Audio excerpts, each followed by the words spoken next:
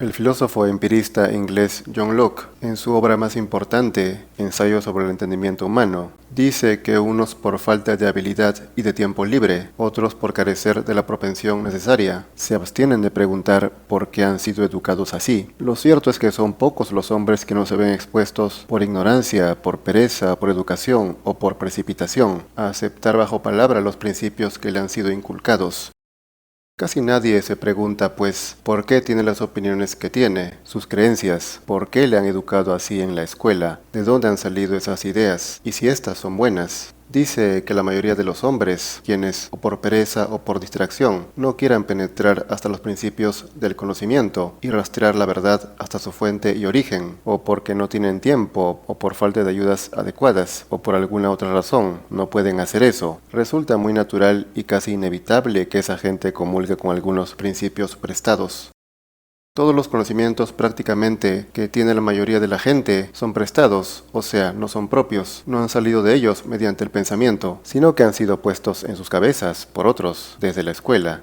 Advierte: quien admita en su mente algunos de esos principios para darles el acatamiento, sin que nunca se aventure a examinarlos, sino por el contrario se acostumbre a creer en ellos, estará expuesto a recibir por la educación que le den y por las costumbres aceptadas en su país cualquier absurdo en calidad de principio innato. Se supone que la razón, el pensamiento, han de ser el filtro de todas las ideas que vengan de fuera, y no simplemente aceptarlas sin pensar, porque la mayoría lo acepta o lo practica. Continúa. No es sorprendente que en una edad madura, cuando los hombres están ocupados en los quehaceres de la vida o sumidos en la busca de placeres, no se pongan seriamente a la tarea de examinar sus credos. La gente solo quiere vivir su día a día y en su tiempo libre disfrutar la vida, aceptando al mundo tal como lo encontraron, sin cuestionarlo, menos cambiarlo, como si todo estuviera bien, tal como está. Prosigue.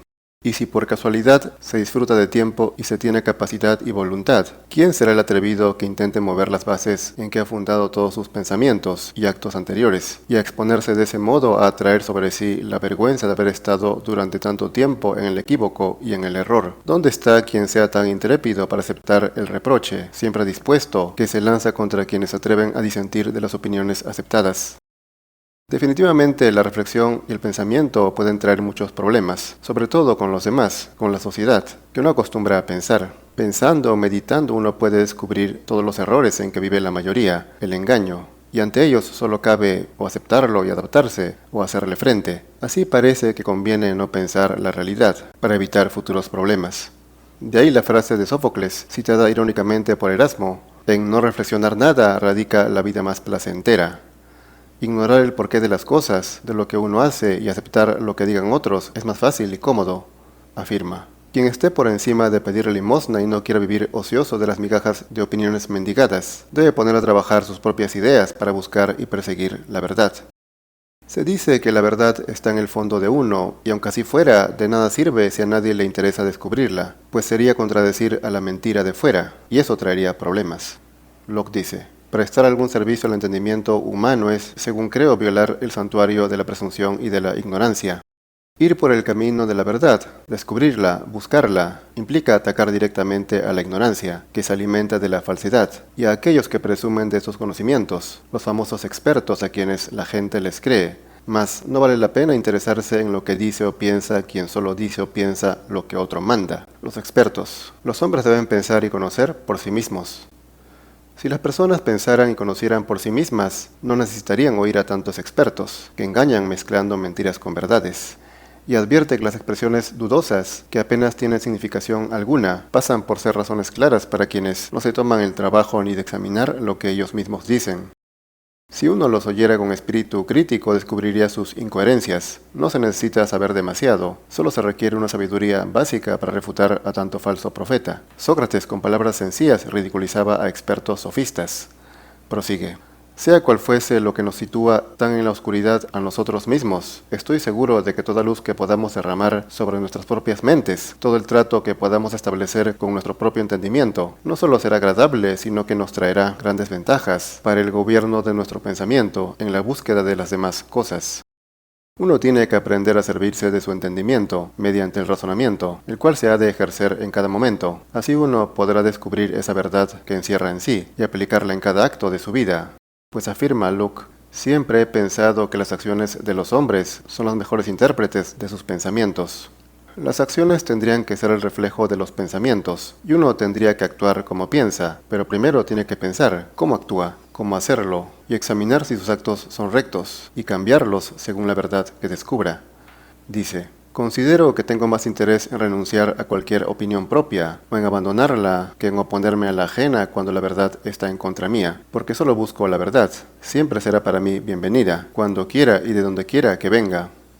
Uno tiene que arrodillarse a la verdad, someterse a ella por entero, así ésta sea dicha por el peor de los hombres. De hecho, los que dicen la verdad son tildados de infames y satanizados. Prosigue. Siempre tendré la satisfacción de haber aspirado sinceramente a la verdad y a la utilidad, no sin admitir la flaqueza del intento. Es evidente que llegar a la verdad absoluta es, para el hombre ordinario que vive según la experiencia material, imposible. Señaló Aristóteles que la verdad no se puede alcanzar por completo, y es que hay muchas cosas que no se pueden saber. Dice, así los hombres extienden sus investigaciones más allá de su capacidad y permiten que en sus pensamientos se adentren en aquellas profundidades en las que no encuentran apoyo seguro. Y no es extraño que susciten cuestiones y multipliquen las disputas que, no alcanzando jamás solución clara, solo sirven para prolongar y aumentar sus dudas y para confirmarlos finalmente en un perfecto escepticismo.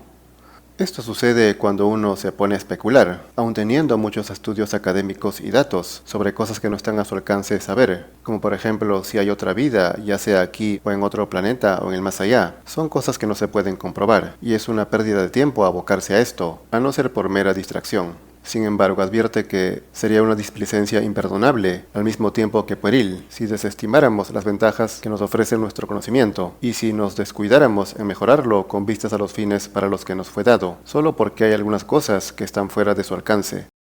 A veces uno cree que el razonamiento sirve para usarlo en la escuela o en la universidad, o para entender una ciencia. Sin embargo, en realidad, es para esto para lo que menos sirve. El razonamiento se tiene que aplicar a los actos diarios, cotidianos de cada uno, para saber si está bien, si tiene virtud, lo que uno hace, para no caer en malos hábitos y perversiones. Advierte. Realmente los apetitos de los hombres se alojan en principios de acción, pero están tan lejos de ser principios morales innatos, que si se les dejara en libertad de actuar, pronto provocarían el derrumbamiento de toda moralidad. Sin el razonamiento o en su defecto, sin la ley, que no es más que el razonamiento de otros que uno tiene que obedecer, muchos harían lo que quisieran y no se respetaría nada. Por eso dice que las leyes éticas se han establecido para frenar y poner límites a esos deseos tan exorbitantes, lo que consiguen con promesas de premios y amenaza de castigos, que pesan más que la satisfacción que cualquiera pueda procurarse a sí mismo con la violación de la ley.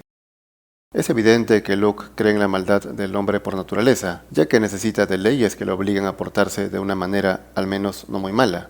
Y así dice que latrocinios, asesinatos y raptos son las actividades a las que se entregan los hombres cuando se les deja libres de todo castigo y censura.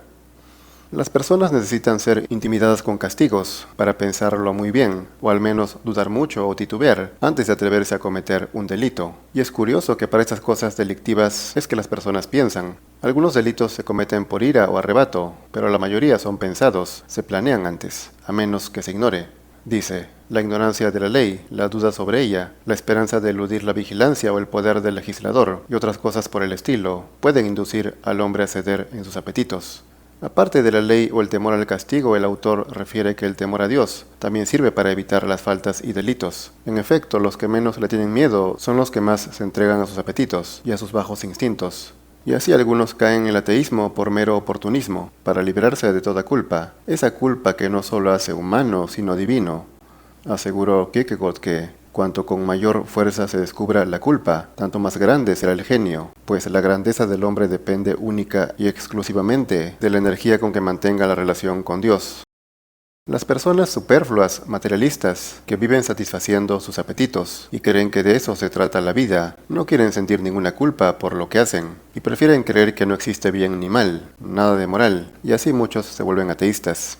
Dice, aunque solo sean unos cuantos libertinos miserables los que ahora confiesan descaradamente su ateísmo, sin embargo sabríamos posiblemente de muchos más si el temor a la espada del magistrado o a la censura del prójimo no les contuviera las lenguas. Pues de no existir el miedo al castigo o a la afrenta, proclamarían su ateísmo tan abiertamente como lo pregonan con sus vidas. Actualmente en la mayoría del mundo ya ni siquiera se rechaza a los que dicen ser ateos, sino que se considera una opción más. Y aún así, sin el temor al castigo de hace siglos, el porcentaje de ateos en el mundo es mínimo, de un dígito. Pero esto no significa que el mundo de hoy sea más religioso, al contrario, es mucho más irreligioso que antes. Y muchos que dicen pertenecer a una religión, en realidad con sus actos demuestran ser ateos. Y así hay mucha hipocresía de falsos religiosos, o disque fieles o creyentes, sobre todo de los católicos, que a pesar de cometer actos indecentes y llevar una vida relajada, concupiscente, dicen ser buenos cristianos. En ese sentido, los ateos al menos son más sinceros.